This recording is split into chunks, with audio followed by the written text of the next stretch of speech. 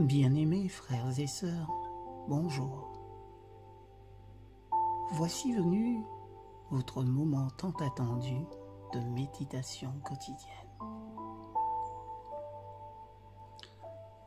La nature humaine a profondément ancré en elle une antipathie irraisonnée pour les multitudes qui constituent l'humanité, et cela en dépit de tout notre jargon moderne qui ne cesse de répéter qu'il faut aimer l'humanité. Nous avons le don de faire des remarques désobligeantes au sujet de la masse du peuple. Or, cette masse est formée d'innombrables répliques de gens comme vous et moi. Le titre de notre présentation du jour: que valez-vous aux yeux de Dieu?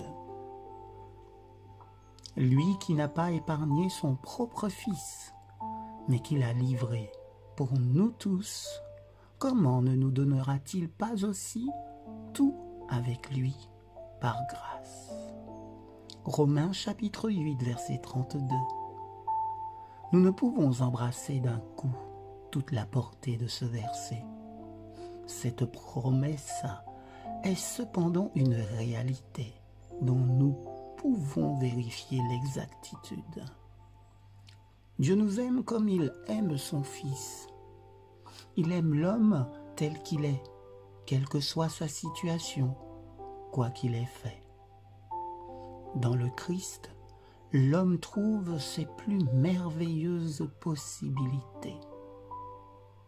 Cet amour est plus que la nature, plus que le devoir, plus que la richesse et les capacités humaines. Dieu nous aime au point que celui qui est sans valeur acquiert une valeur suprême. Le moins important acquiert une importance considérable. Appuyez-vous sur la promesse de ce texte. Grâce à sa réalisation, le chrétien n'a plus à s'étonner de ses meilleurs moments et de ses actes les plus nobles. Il n'est pas surpris quand il fait un acte de bravoure ou un geste généreux, une action pure ou aimable. Mais où il s'étonne, c'est quand il est peu honnête, quand il hait au lieu d'aimer, quand il blesse les gens au lieu de les aimer. Si l'on nous demande ce que nous recevons de Jésus-Christ, notre réponse est tout. En nous-mêmes, nous voyons trop souvent ce qu'on souhaiterait ne pas y voir, et en particulier l'égoïsme. Cependant, il n'y a aucun doute sur ce que nous avons dans le Christ, même s'il advient que nos péchés nous cachent ce fait. Quoi qu'il en soit, nous avons le Christ, nous avons sa justice et le fruit de l'Esprit. Si nous croyons vraiment ce verset et si nous nous consacrions au Christ, nos vies seraient remplies d'amour, de joie et de paix.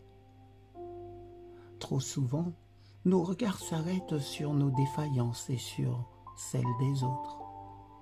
Cette habitude tend à nous détourner de ce tout que nous avons en Christ. L'affirmation demeure. La promesse vaut pour toujours. Le croyant qui vit de cette promesse peut rendre témoignage de sa réalité. Il passe du doute à la certitude, de la tristesse à la joie, de la haine à l'amour. Il n'y a pas de vertu que le Christ ne procure. Il n'existe pas de joie durable que le Christ n'accorde, pas de plaisir véritable qu'il ne renouvelle. À aucun homme, Dieu ne demande plus qu'il ne peut donner. Il lui offre d'abord tout. Alors le chrétien s'écrie: je puis tout par celui qui me fortifie.